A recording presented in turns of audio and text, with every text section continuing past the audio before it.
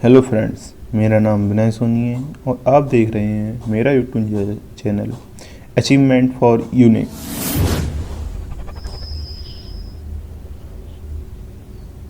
Video देखने से पहले आप हमारे यूट्यूब चैनल को सब्सक्राइब जरूर कर लें और बराबर में आने वाली बेल आइकन को दबा दें, जिससे कि मेरी आने वाली वीडियो की नोटिफिकेशन आपको टाइम पर मिलती रहे। तो आइए हम आज की वीडियो स्टार्ट करते हैं। आज हम लोग क्लास 6 के साइंस सब्जेक्ट के चैप्टर नंबर 11 को देखेंगे, जिसका नाम है प्रकाश, छायाएं एवं परावर्तन। इस चैप्टर में परीक्षा की दृष्टि से जो भी महत्वपूर्ण है उसको हाईलाइट किया गया है। तो आइए देखते हैं। हम सामान्यतः एनसीईआरटी की एक एक लाइन से हमें बहुत कुछ सीखने को मिलता है, तो जानते हैं। जैसे कि हम अपने चारों ओर अनेक प्रकार की रंग बिरंगी वस्तुएं देखते हैं। जैसे स्कूल जाते समय हम अनेक प्रकार की वस्तुएं जैसे कारें, बसें, साइकिलें, वृक्ष, जंतु तथा अनेक प्रकार के पुष्प देखते हैं। सामान्यतः हम जब कहीं बाहर जाते हैं तो हमारे पर्यावरण में चारों ओर अनेक प्रकार की वस्तुएं पाई जाती हैं जो हम देखते हैं। ऐसे ही रात्रि के समय जब पूर्ण अंधकार हो जाए तब इन्हीं वस्तुओं के बारे में विचार कीजिए। आप क्या देखेंगे? मान लीजिए रात्रि के समय आप पूर्ण अंधेरे के कमरे में जाते हैं। क्या आप अपने कमरे में रखी हुई किसी वस्तु को स्पष्ट रूप से देख सकते हैं? सामान्यतः अंधेरे में कोई भी वस्तु स्पष्ट रूप से नहीं दिखाई देती है। हम उसको टॉर्च के माध्यम से देख सकते हैं। तो देखते हैं जैसे कि टॉर्च का बल्ब एक ऐसी वस्तु है जो स्वयं प्रकाश देता है।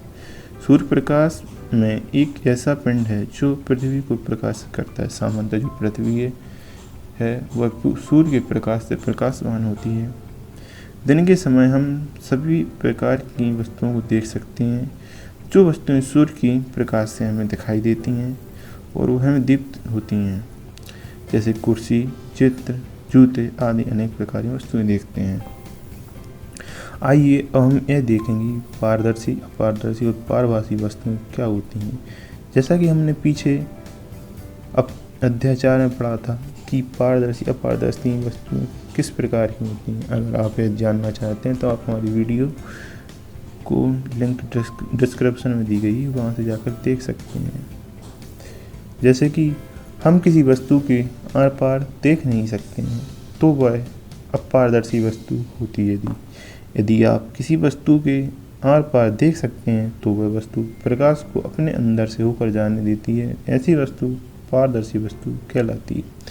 कुछ वस्तुएं ऐसी होती हैं जो आर पार तो देख सकते हैं उनके, लेकिन वह स्पष्ट नहीं दिखाई देती। ऐसी वस्तु को अपारभासी वस्तु कहा जाता है। अपने चारों ओर अनेक प्रकार की वस्तुएं देखी होंगी, जैसे दैनिक जीवन में अधिक से अधिक वस्तुएं एकत्र कर सकते हैं, जैसे कि रबड़, प्लास्टिक, स्केल, पेन, नोटबुक आदि। आइए हम अब आगे देखते हैं। जैसे कि एक सारणी में दिखाया गया है कौन सी वस्तुएं जिनको हम देख सकते हैं और कौन सी वस्तु हैं जिनके हम आर पार नहीं देख सकते। जैसे कि पेंसिल, तो हम पेंसिल के पास आर पार नहीं देख सकते हैं। रबड़ के गेंद, उसके भी आर पार नहीं देख सकते। लेकिन लिखने के लिए जिस कागज़ का उपयोग कर सकते हैं उसको हम देख सकते हैं, लेकिन उसको स्पष्ट रूप से नहीं देख सकते। ऐसे प्रकार की वस्तु को पारभासी वस्तु कहा जाता है। आइए हम छायाएं वास्तव में क्या होती हैं इनके बारे में जानें। आइए हम इसको एक क्रियाकलाप के माध्यम से समझते हैं। जब प्रत्येक अपारदर्शी वस्तु को धूप में जमीन से कुछ ऊंचाई पर एक एक करके पकड़िए। धरती पर जब आप क्या देखते हैं कि आप जानते हैं कि धरती पर बने यह गहरे काले धब्बे वस्तुओं की छाया के कारण बनते हैं। कभी कभी आप वस्तुएं छाया देखकर वस्तु की आकार को पहचान सकते हैं। सामान्यतः कुछ वस्तुओं की प्रतिबिंब के द्वारा हम उस वस्तु को स्पष्ट रूप से जान सकते हैं, लेकिन हर वस्तु की छाया से उस वस्तु को जानना अति मुश्किल है। आइए अब हम आगे का क्रियाकलाप देखते हैं। यह एक ऐसा क्रियाकलाप है जिसके अंधेरे में करना होगा। शाम होते ही अपने कुछ मित्रों के साथ एक टॉर्च, गत्ते की एक बड़ी सीट लेकर किसी खुले मैदान में जाइए। टॉर्च को जमीन के समीप ले जाकर ऊपर की ओर इस तरह से जलाएं जिससे टॉर्च का प्रकाश आपके मित्र के चेहरे पर पड़े। जब आपके पास प्रकाश स्रोत एवं प्रकाश के पथ के अनुदेश है एक अपारदर्शी वस्तु जो आपका मित्र है, उस आपके मित्र के पीछे पेड़, इमारत इत्यादि नहीं होना चाहिए। आपके मित्र सिर की छाया दिखाई देगी कि इसका अर्थ यह नहीं है कि वहाँ छाया नहीं है। वास्तव में टॉर्च का प्रकाश आपके मित्र के सिर से आर पार नहीं जा पाता है। सामान्यतः हम इस किसी वस्तु की छाया को देखने के लिए हम उसको एक प्रयोग के माध्यम से समझ सकते हैं। जैसा कि हम दैनिक जीवन में अपने कुछ मित्रों के साथ एक खुले मैदान में जाएं, जब जाएं जो अंधेरा हो, एक साथ में टॉर्च ले जाएं और एक गत्ता ले जाएं। हम अपने मित्र को ऐसी जगह खड़ा करें जहां पर हम मित्र की छाया को स्पष्ट रूप से देख सकते हैं। हम मित्र की छाया को स्पष्ट रूप से देखने के लिए मित्र के सामने टॉर्च को जलाते हैं, तो टॉर्च के माध्यम से उसकी छाया का प्रतिबिंब बनता है जिसको हम स्पष्ट रूप से देख सकते हैं। हमारे हाथों में अनेक प्रकार की आकृतियाँ छुपी होती हैं, जैसा कि यहाँ चित्र में दिखाया गया है। आइए हम आगे जानते हैं। इस प्रकार की छाया केवल पर्दे पर ही दिखाई दे सकती है। जमीन, कमरे, दीवार, इमारतें अथवा इस प्रकार की अन्य तरह की आपके दैनिक जीवन में दिखाई देने वाली अनेक छायाएँ पर्दे पर दिखाई दे जा सकती हैं। अब आइए आगे का हम क्रियाकलाप देखते हैं। स्कूल के मैदान में धूप की कुर्सी रखी है। आप कुर्सी की छाया का अवलोकन करती हैं। क्या छाया से कुर्सी की सही आकृति का ज्ञान होता है? यदि आप कुर्सी को थोड़ा सा घुमा दें तो कुर्सी की छाया की आकृति में किस प्रकार का परिवर्तन होता है? हम सामान्यतः किसी भी वस्तु को धूप में रखते हैं तो धूप से उस वस्तु की छाया बनती है, लेकिन हम उसी वस्तु को थोड़ा अगर आगे पीछे कर देते हैं तो उसकी छाया परिवर्तित हो जाती है, जिससे कि हम उसका अवलोकन करते हैं। जैसे कि यहाँ बताया गया कि एक लंबा बॉक्स लीजिए तथा पृथ्वी पर बनी उसकी छाया को ध्यान से देखिए। जब आप बॉक्स को इधर उधर गति कराते हैं तो उस समय आप छाया का आकार में होने वाले परिवर्तन को अंकित कीजिए। आइए अब हम एक सूची छिद्र कैमरा किस प्रकार तैयार किया जाता है इसको जानेंगे। निसंदेह कैमरा बनाने के लिए हमें बहुत सी जटिल सामग्री चाहिए, लेकिन यदि हम केवल सरल सूची छिद्र बनाना चाहें तो हम किस प्रकार बनाएं इसको क्रियाकलाप के माध्यम से समझ सकते हैं। दो ऐसे बॉक्स लीजिए जिनमें से एक बॉक्स दूसरे भीतर बिना अंतराल के खिसक सकें। दोनों बॉक्सों का एक एक छोटा फलक काट लीजिए। बड़ा बॉक्स लेकर इसके दूसरे छोटे फलक के बीचों बीच इस पर छोटा छिद्र बनाएं, जैसा कि चित्र ई में दिखाया गया है। सामान्यतः हमें दो बॉक्स लेना है, एक बॉक्स बड़ा लेना है और एक बॉक्स छोटा लेना है। छोटा बॉक्स ऐसा होना चाहिए कि दोनों बॉक्स एक दूसरे के समान रूप से गति कर सकें। हमें छोटे बॉक्स में एक छोटा छिद्र बनाना है और छोटे बॉक्स में वर्गाकार होल करना है और बड़े सूक्ष्म छिद्र में एक छेद करना है। तो आइए अब आगे देखते हैं। इसी प्रकार छोटे बॉक्स के दूसरे छोटे फलक पर एक वर्गाकार आकृति बनाइए, जिसकी आकृति 5 सेंटीमीटर से 6 सेंटीमीटर हो। काटिए। इस कटे भाग को ट्रेसिंग पेपर, पारभासी पर्दा चिपका कर ढक दीजिए। जो हमने छोटे बॉक्स को वर्गाकार काटा है, छोटी फलक को वर्गाकार काटा है, उस वर्गाकार फलक पर हमें एक पारभासी पर्दा चिपकाना है। आइए अब आगे जानते हैं। आपका सूची छिद्र कैमरा उपयोग के लिए तैयार है। सूची छिद्र कैमरे लेकर छोटे बॉक्स के खुले हुए सिरे से देखें। अपने सिर तथा सूची छिद्र कैमरे को काले रंग के कपड़े से ढक दीजिए। जो हमने सूची छिद्र कैमरा तैयार किया है उसको एक काले कपड़े से ढक देना है। अब सूची छिद्र कैमरे से दूर की वस्तुएं जैसे पेड़, इमारतों को देखने का प्रयत्न करें। सूची निश्चित करें कि जिस वस्तु को आप सूची छिद्र कैमरे से देखना चाहते हैं वह सूर्य की तेज धूप में रखी हो। सामान्यतः हम जिस सूची छिद्र कैमरे को तैयार किया है उससे किसी वस्तु को देखने के लिए उस वस्तु का सूर्य की तेज प्रकाश में उपस्थित होना अति आवश्यक है। तभी हम उस वस्तु की प्रतिबिंब को या उस वस्तु को स्पष्ट रूप से देख सकते हैं। क्या सूची छिद्र कैमरा में प्रतिबिंब अपनी छाया से भिन्न है? सूची छिद्र कैमरे में सूर्य की तीव्र प्रकाश में सड़क पर गतिमान वाहनों व्यक्तियों को देखने उनका अवलोकन करिए। आइए अब अपनी सूची छिद्र कैमरे से सूर्य का प्रतिबिंब बनाएं। इसके लिए हमें थोड़ी सी भिन्न व्यवस्था चाहिए। हमें गत्ते की एक बड़ी सीट चाहिए। इसमें मध्य में छोटा या सूची छिद्र हो।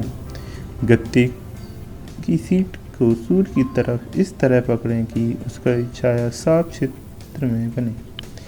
क्या आप सूर्य के वृत्ताकार प्रतिबिंब गत्ते की सीट की छाया के मध्य देख सकते हैं? अपनी जगह से सूर्य ग्रहण के लिए समय सूर्य का सूची छिद्र प्रतिबिंब देख सकें। सूर्य ग्रहण से पहले सूची छिद्र पर्दे को इस तरह सुव्यवस्थित करें कि सूर्य का प्रतिबिंब पर्दे पर साफ बने। सूर्य ग्रहण आरंभ होने पर सूर्य प्रतिबिंब देख सकते हैं। आप अवलोकन कर सकते हैं कि सूर्य ग्रहण में प्रकाश से किस प्रकार का प्रतिबिंब निकलता है। हमें सूर्य का प्रकाश सूर्य को धीरे धीरे कदापि नहीं देखना चाहिए। हमें सूर्य को सामान्यतः अपनी नग्न आँखों से सूर्य ग्रहण को नहीं देखना चाहिए, क्योंकि यह हमारे आँखों के लिए हानिकारक होता है। प्रकृति में भी एक रोचक सूची छिद्र कैमरा है। कभी कभी हम ऐसे वृक्ष के नीचे से गुजरते हैं जिनमें ढेरों पत्तियां होती हैं, तब हमें उस पेड़ के नीचे सूर्य के प्रकाश के धब्बे दिखाई देते हैं, प्रतिबिंब दिखते हैं, जो सूर्य के प्रतिबिंबों के साथ क्या होता है। क्या भी प्रतिबिंब हमें उल्टे दिखाई देते हैं? सामान्यतः हम अपने दैनिक जीवन में वृक्षों के नीचे से निकलते हैं तो सामान्यतः हमें तेज धूप में वृक्ष के नीचे अनेक प्रकार के सूर्य के धब्बे दिखाई देते हैं। तो जो वृक्ष है वो एक सूची छिद्र का कार्य करता है। आइए अब हम आगे का क्रियाकलाप देखते हैं। आइए पाइप का छोटा टुकड़ा अथवा रबड़ की लंबी नली लें। कमरे के एक तरफ एक मोमबत्ती जलाकर मेज पे ऊपर रखें। अब कमरे की दूसरी तरफ खड़े होकर पाइप में मोमबत्ती से देखें क्या मोमबत्ती दिखाई देती है। जैसा कि चित्र में दिखाया गया है हमें स्पष्ट रूप से नहीं दिखाई देती, लेकिन हम उसी को जब आप मोमबत्ती को देख रहे हों तब पाइप को थोड़ा मोड़िए, जैसा कि चित्र में दिखाया गया है। पाइप को अपने दाएं व बाएं हाथ की ओर घुमाएं। क्या अब आप मोमबत्ती को देख सकते हैं? निष्कर्ष निकालें। यह दर्शाया कि प्रकाश एक सरल रेखा में गमन करता है। क्या ऐसा करना संभव है?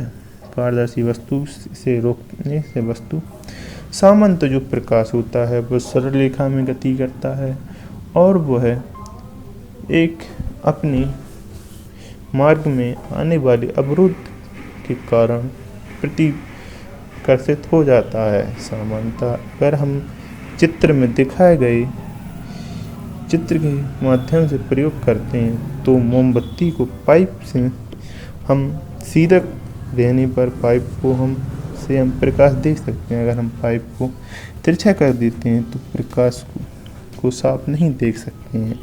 आइए अब हम दर्पण और परावर्तन के बारे में जानेंगे। हम सभी घर पर दर्पणों का प्रयोग करते हैं। आप दर्पण अपने चेहरे को देखते हैं, जो आप देखते हैं वह दर्पण के आपके चेहरे का परावर्तन होता है।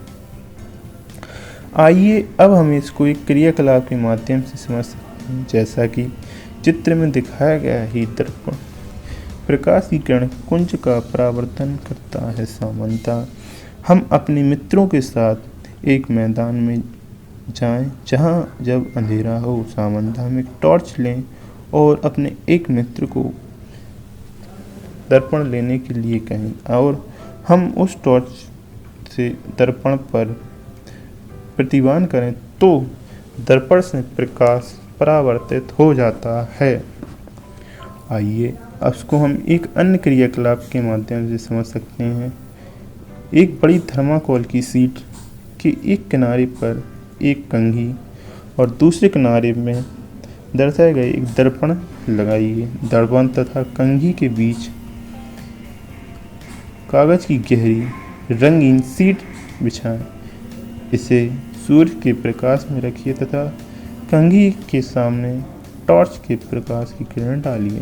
सामान्यतः चित्र में दिखाया गया है कि एक थर्माकोल की पट्टी है, उस पर एक कंघी रखी है और एक दर्पण रखा गया है। अब हम टॉर्च को जलाते हैं तो छाया का प्रतिबिंब हमें प्राप्त होता है। इस क्रियाकलाप से हमें यह ज्ञात है कि प्रकाश किस प्रकार गमन करता है। प्रकाश दर्पण। अब हम इस पाठ का सारांश जानेंगे।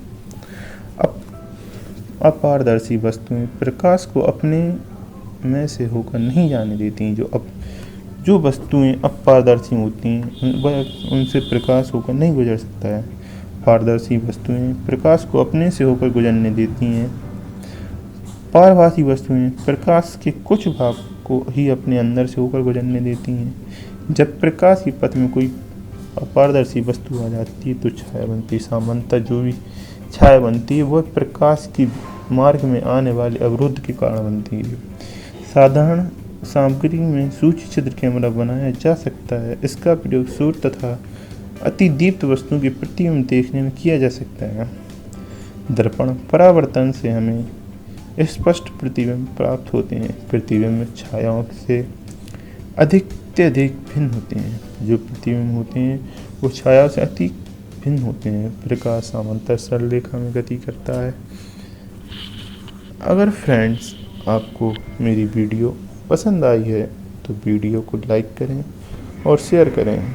और अगर वीडियो से रिलेटेड कोई भी क्वेश्चन पूछना चाहते हैं तो आप नीचे कमेंट करें और आप मेरी वीडियो को शेयर करें और चैनल को सब्सक्राइब करें। Thank you for watching my video.